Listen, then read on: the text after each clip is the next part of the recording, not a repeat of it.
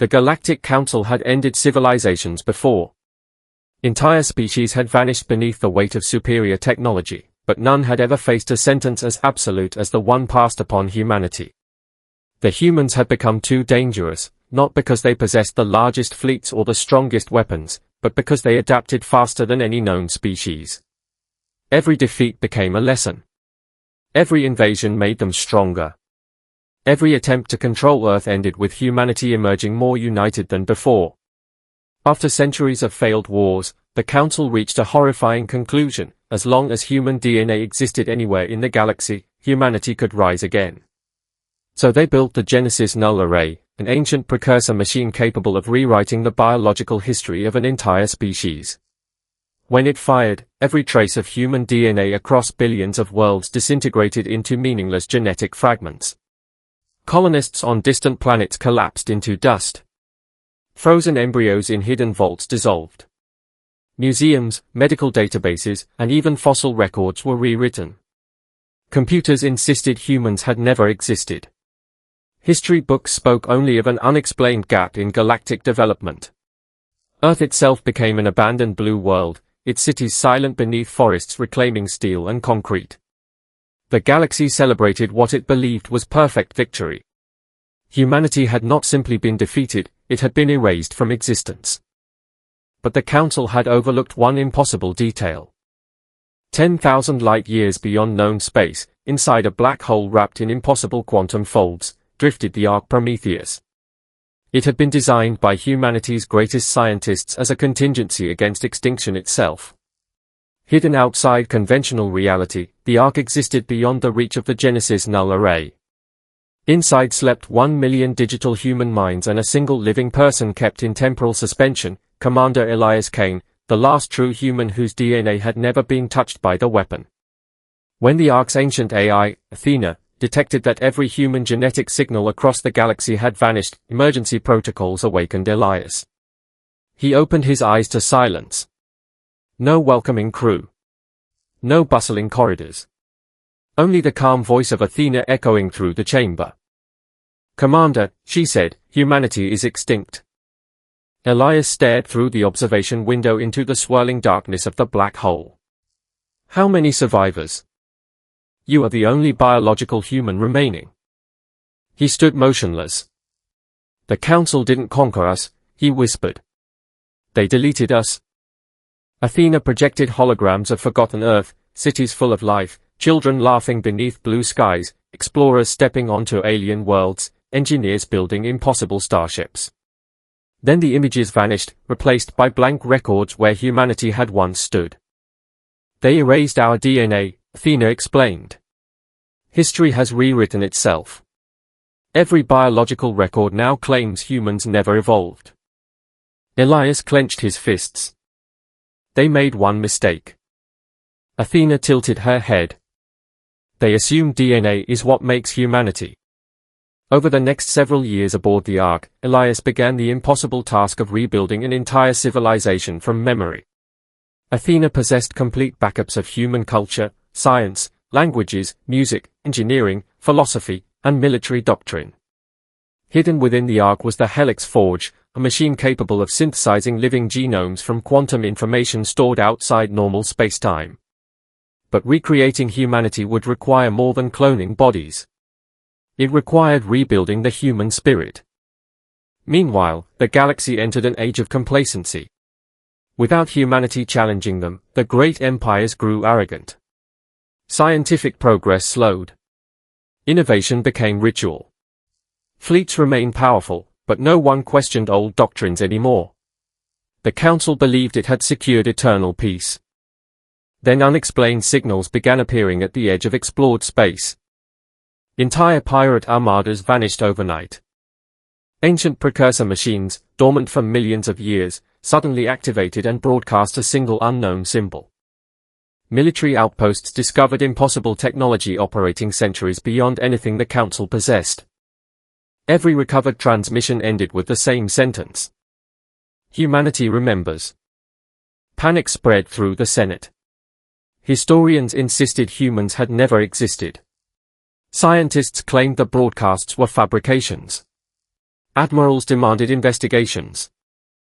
None of them realized the broadcasts came from a fleet that technically should not exist.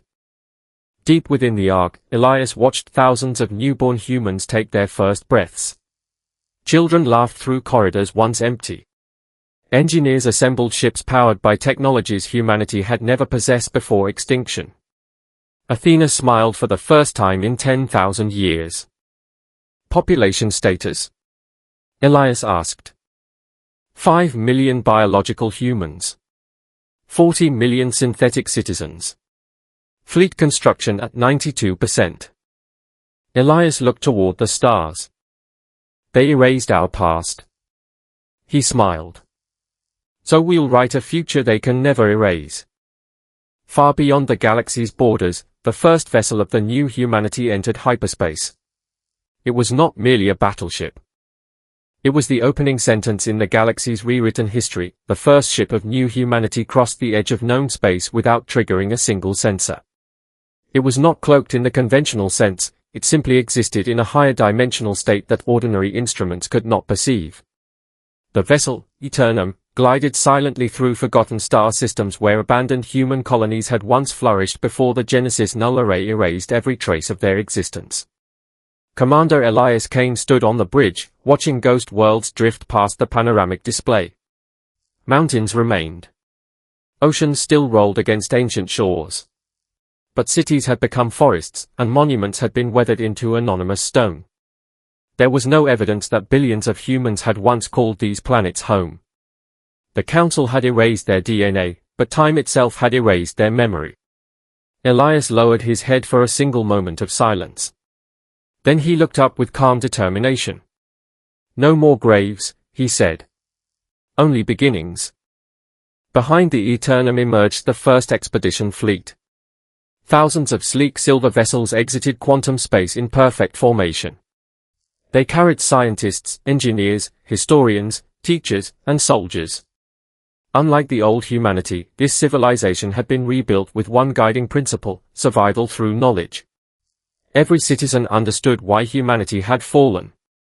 Every child learned the story of extinction before they learned mathematics. Forgetting would never happen again. Athena appeared beside Elias as a holographic figure. Long-range scans complete. The Galactic Council remains unaware of our existence. They won't stay unaware for long. Agreed. One of their exploration fleets is approaching this sector. Elias smiled faintly. Then history begins today. The Council exploration cruiser Radiant Dawn entered the system expecting routine mineral surveys.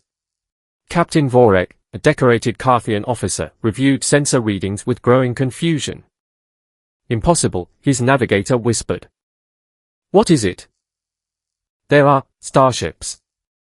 Whose? No registry exists. Pirates. They are too advanced. Before anyone could react, every console aboard the cruiser shut down simultaneously. Weapons powered off. Shields vanished. Engines fell silent. Panic erupted across the bridge. We've lost control. Emergency systems offline. Unknown transmission incoming. The central display flickered. A human face appeared. Calm. Confident. Impossible. My name is Commander Elias Kane of humanity. Silence filled the bridge. One officer laughed nervously. Humanity? That's mythology. Elias shook his head. No. It's your greatest mistake. Captain Vorek stared in disbelief. Our archives prove humans never existed. Your archives were rewritten. Our scientists were deceived. Our history was edited. Athena uploaded a tiny encrypted file directly into the cruiser's computers. Within seconds, forgotten records began restoring themselves. Ancient photographs. Human languages. Earth's location. Galactic treaties signed thousands of years ago. Millions of files the Genesis Null Array had failed to destroy because they existed inside quantum backups beyond normal space-time. Crew members watched in horror as their own databases contradicted everything they had believed. Captain Vorek whispered, "The Council lied." Elias answered quietly, "No. They feared us." News spread faster than any warship. One exploration vessel returned carrying impossible evidence. Within days every major government received identical data. Humanity had existed. Humanity had been erased. Someone had survived. Emergency meetings consumed the Galactic Council. This is a fabrication. No. The evidence is genuine. The records are authentic. Who could alter history itself? Then the oldest member of the council slowly stood. His species had ruled for nearly 200,000 years. His voice trembled. "I remember." The chamber froze. Everyone turned toward him. "I was a child when the vote happened." "You remember humans?" "I remember voting to erase them." Silence. He continued. "We believed extinction was mercy. We feared what humanity would become if allowed another 1,000 years. We believed deleting them from biology would preserve peace." His hands shook. "It appears we failed." Meanwhile, on New Earth, children played beneath artificial blue skies while construction drones raised magnificent cities from white crystal and living metal. Schools taught history exactly as it happened, including humanity's greatest failures. Scientists explored dimensions once thought impossible. Artists painted galaxies never before seen. Farmers cultivated forests engineered to heal damaged ecosystems instead of exploiting them. Elias watched it all from a balcony overlooking the capital. Athena joined him. The fleet now numbers 30,000 warships. Our industrial capacity? Doubling every 8 months. Population? 120 million. Elias nodded. Enough to defend ourselves. Athena studied him carefully. You still refuse to build an invasion fleet. They erased us because they feared what we'd become. I won't prove them right. But if they attack? Elias looked toward the stars. They'll discover something they never understood. Humanity doesn't seek revenge. We seek tomorrow. Unfortunately, the Council had already chosen war. Hidden deep within their military headquarters, admirals activated a weapon even older than the Genesis Null Array. The Reality Severance Engine. Unlike the first weapon, this one would not erase DNA. It would erase entire timelines. And humanity had just become its first target once again. The activation of the Reality Severance Engine sent a ripple through space-time unlike anything the universe had witnessed since its creation. Entire star systems flickered for a fraction of a second, as though reality itself had hesitated. Across New Earth, every quantum observatory lit up simultaneously. Warning sirens echoed through the capital while scientists abandoned their laboratories and rushed toward command centers. Athena appeared on every display aboard the flagship Eternum. "Commander," she announced, her voice unusually tense, "I've detected a Class Omega temporal disturbance." Elias immediately stood. "Source?" "The Galactic Council. They've activated something older than the Genesis Null Array." Within seconds, holographic maps filled the bridge. A crimson wave spread outward from the Council's capital, not through space but through history itself. Every second it advanced, stars briefly disappeared from the map before reappearing with altered timelines. "What exactly does it do?" Admiral Naomi Chen asked. Athena enlarged the projection. "It doesn't destroy civilizations. It deletes the possibility that they ever existed." Silence gripped the bridge. "So," Elias whispered, "they're trying to erase every timeline where humanity survives."